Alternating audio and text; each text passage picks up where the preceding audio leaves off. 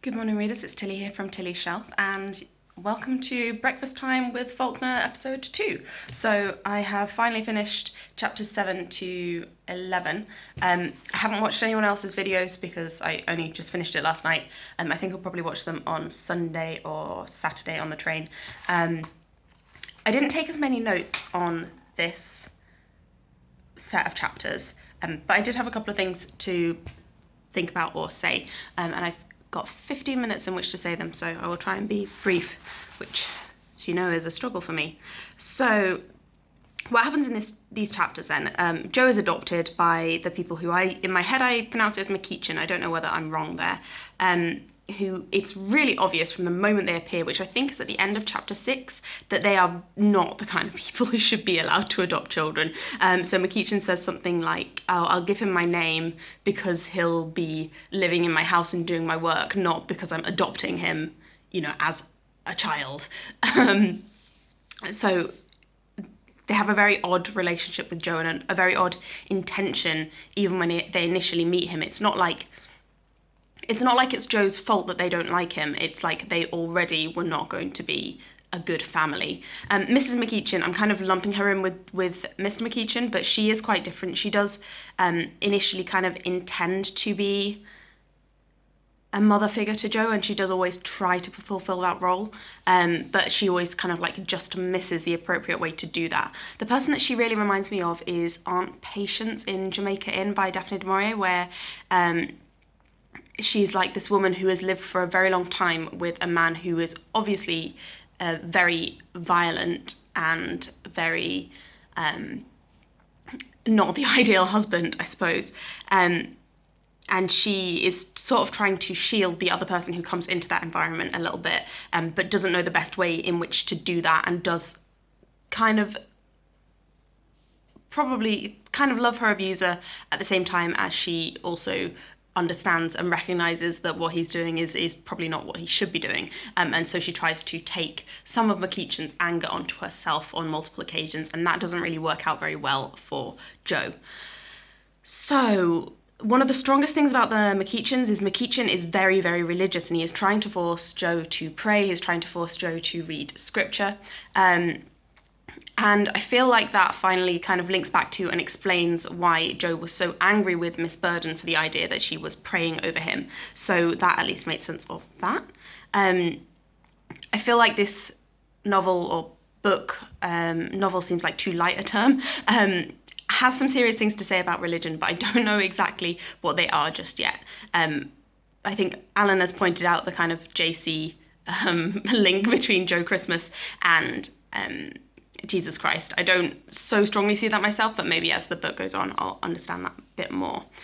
So then there's like this list of memories of things that happen when Joe's young, and the person who's annotated my copy has written something like a selection of apparently pointless anecdotes. I don't think they're pointless at all. I think each anecdote serves a purpose in showing us how Joe relates to other people and how his character develops. It's a bit like a psychology of a murderer type book. Like, it's trying to build up a picture of why Joe acts the way that he acts. And then at a certain point, he reaches more of a mature state and he begins to have an affair with a waitress who is also a prostitute. Like, she is part of an establishment that appears to be based around prostitution and other such things. It's never really entirely clear, but that's the heavy implication, really. And that is quite an interesting period of the book. So again, we've got this like spiraling technique where it starts by saying like she was a waitress, and then it goes back in time to when they first met, and then it kind of loops around again and again, and then we get the importance of why he's got the suit, why he's going out to this dance, and gradually an explanation of what his relationship with the waitress is like. A lot is made in the text of what the waitress looks like, and what she looks like is not... like, she has some kind of different proportions in her body. It goes on about how her hands are really large. I think that is deliberately trying to give us an image of the waitress as having some kind of I think disability would be putting it strongly, because it doesn't seem to affect the way that she lives, but she doesn't fit in the same way that Joe feels that he doesn't fit in. So there's that kind of association between the two of them that makes them fit together. And we almost see this pattern of Joe gravitating towards women who are outsiders to a certain extent. And again, it's part of the novel's kind of obsession with the outcast. Then that falls apart because he attacks McEachin. He potentially kills McEachin. We never find out. Joe never finds out. I think he just assumes that if he's drawn blood, then he has killed him. And I like the ambiguity there, because Joe leaves this little town with the belief that he's a murderer. So he might not be, but because he believes that he is, that affects his future actions. And it's the same as believing that he's of mixed race heritage. He believes that, so it affects his actions, rather than actually establishing what the truth is. So he sets out, and he has this time wandering that is quite, like, I found it quite rich writing. I really enjoyed the way that kind of wandering sequence was described. And then it's just the last little bit of this section is his arrival in Jefferson and him getting to know Miss Burden. And then suddenly this massive information dump of the Burden family history, which is a bit like when we had Hightower's family history previously, she just goes through and tells all of it. And it kind of, again, with the spiraling, it reflects back on what we've already heard little bits of earlier on about the Burden family, but it's more her perspective. And it's told in a very convoluted way. It doesn't like go straight from the beginning through to the end of the story. It's like you have to kind of try and work it out and suss it out and find out who it is she's talking about, who it is that ends up getting like the factors that bring her to Jefferson and put her in the position that she is in. There's this kind of like weird mail order bride situation, and she's got like a half brother who ends up being killed because of racial relationships in the area. So I found that very interesting, and there's a lot of very interesting quotes in that section about race, racial intermingling.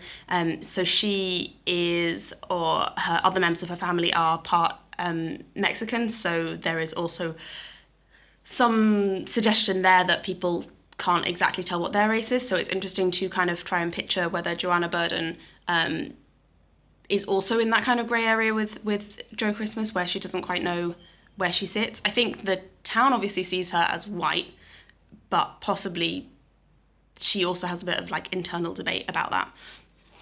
I'm not sure. So the one overarching thing that I noticed in this section that I will just quickly mention before I get set and go to work is that all of the women here are insanely understanding and completely unrealistic. So aside from the dietitian, that was in the last section, you've got Mrs. McEachin, who is bringing him food and letting him have her money and just generally being a bit of a walkover.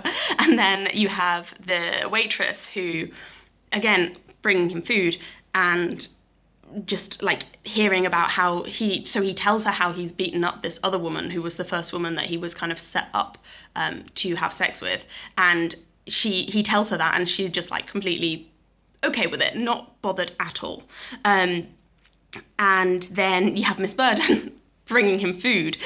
So there's like a really strong association here between women and food and sex, like even going back to the toothpaste again. And also food that is unseen or stolen or in some way damaged. So I'll be looking out for, I think, that going on in the book. But Mrs. McEachin brings him some food one time and he smashes it against the wall. Miss Burden lays out like a whole selection of dishes for him. And because he's angry because he slept with her, but the implication is that he's raped her, but she doesn't seem to be annoyed with him about that. Again, women being insanely understanding and completely unrealistic. So he smashes all of those up because he's like, oh, you know, well, why weren't you angry with me? Because I abused you. Yeah, asking the same question, really. So I would like to see the women in this becoming a little bit more believable and a little bit more well-rounded. I think Lena is quite a believable character. I really like that character, and I feel like she has got a little bit of depth, even though she is this kind of character who just seems to kind of coast and drift through life. I feel like I understand her and the way that she acts. To a certain extent, I felt that about the waitress, because I felt like her position in society meant that she did actually care for Joe, and she did get something out of that relationship, even though it wasn't a very healthy relationship. But now I'm just like, all of the women seem to do the same. So yeah, I'm waiting for that to develop a little bit more. So the one other thing that I was going to say was I have actually found in the notebook sorting that I did the other day, this notebook is the one that I was using when I studied Light in August for the first time, so I'm going to take that with me on the bus and have a little read through and see if there's anything interesting in that to share with you. The reason why there's like little hearts all over this notebook is because the course was called The Fiction of Relationship, so it's all about how characters relate to one another. So maybe I will find out some answers to my women questions by reading that. Anyway, I hope you all have a lovely day. I'm off to work. Bye.